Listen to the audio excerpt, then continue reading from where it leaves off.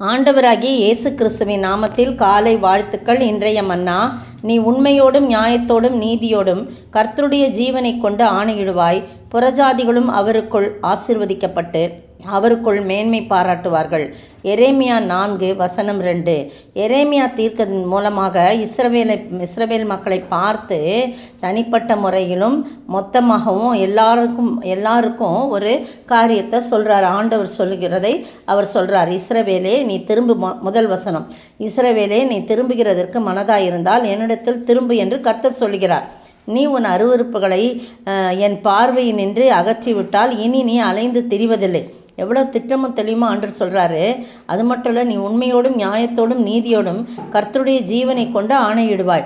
புறஜாதி, இதை பார்த்த புறஜாதிகளும் கர்த்தருக்குள் ஆசீர்வதிக்கப்பட்டு அவருக்குள் மேன்மை பாராட்டுவார்னு சொல்லப்பட்டிருக்கு. நம்மளுடைய ஜீவியம் சாட்சியின் ஜீவியமாய் காணப்பட வேண்டும்.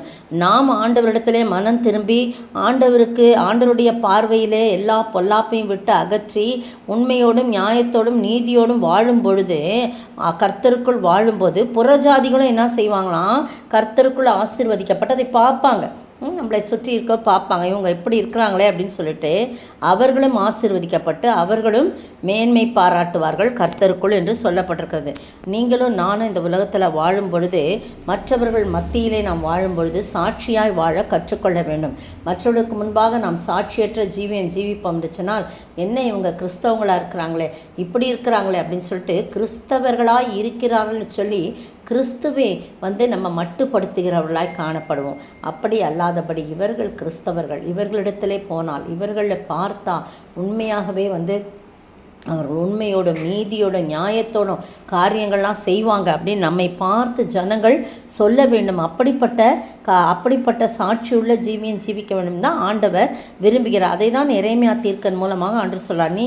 நீ திரும்புகிறதற்கு மனதாய் இருந்தால் என்னிடத்தில் திரும்பு மகனே சொல்கிறார். நீ உன் அருவருப்புகளாம் என் பார்வை நின்று அகற்றிவிட்டால் நீ இனி அலைந்து திரிவதில்லை. நீ அலைந்து திரியாமல் என் பக்கத்திலே நீ இருக்கணும், நிரந்தரமாக நிலையாக ஒரு இடத்துல இருக்கணும்னு சொன்னால் உன்னுடைய பொல்லாப்புகள் அருவருப்புகள் கர்த்தருடைய பார்வைக்கு பாடுகின்ற எல்லா அருவருப்புகளையும் நீ நீக்கிவிடு அப்படின்னு சொல்கிறத நம்ம பார்க்குறோம். அடுத்தது பார்த்திங்களா, யூதா மனுஷரோடும் எருசலேமியரோடும் கர்த்தர் சொல்லுகிறது என்னவென்றால், நீங்கள் முள்ளுகளுக்குள்ளே விதையாதிருங்கள், உங்கள் தரிசு நிலத்தை பண்படுத்தாதிருங்கள்.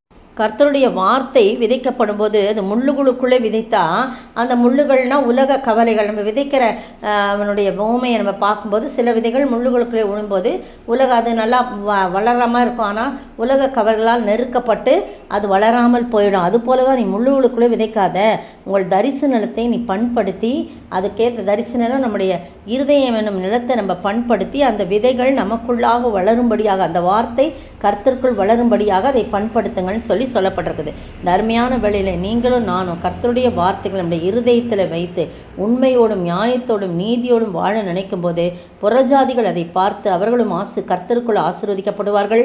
அவருக்குள் அவர்கள் மேன்மை பாராட்டும்படியாக கர்த்தர் கிருபை செய்வார். அப்படிப்பட்ட ஆசீர்வாதத்தை நாம் பெற்று வாழ ஆண்டவர் தாமே கிருபை செய்வாராக. ஆமேன். இஸ்ரவேலே பயப்படாதே, நானே உன் தேவன், வழியும் சத்தியமும் ஜீவனும் நானே. உன்னை நானே தெரிந்து கொண்டேனே மகனே மகளே, உன்னை நானே தெரிந்து கொண்டேனே. உன் பெயர் சொல்லி நான் அழைத்தேனே, ஒருபோதும் நான் கைவிட மாட்டேன், கைவிடவே மாட்டேன். ஒருபோதும் நான் கைவிட மாட்டேன், கைவிடவே மாட்டேன்.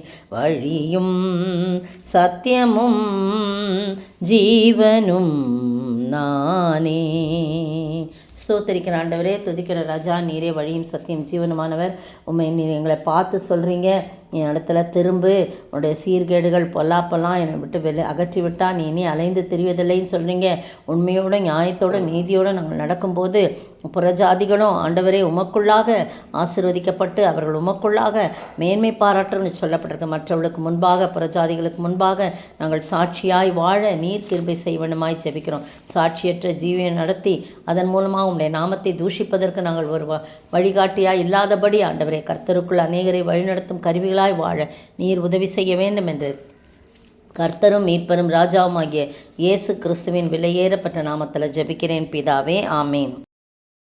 நேற்றைய பதில்: திருவசனத்தில் உபதேசிக்கப்படுகிறவன் உபதேசிக்கிறவனுக்கு சகல நன்மைகளிலும் பகிர்ந்து கொடுக்க கடவன். கலாத்தியர் 6:6. இன்றைய கேள்வி: எப்போது யாருக்கு நன்மை செய்ய கடவோம் என்று சொல்லப்பட்டிருக்கிறது? எப்போது யாருக்கு நன்மை செய்ய கடவோம் என்று சொல்லப்பட்டுள்ளது?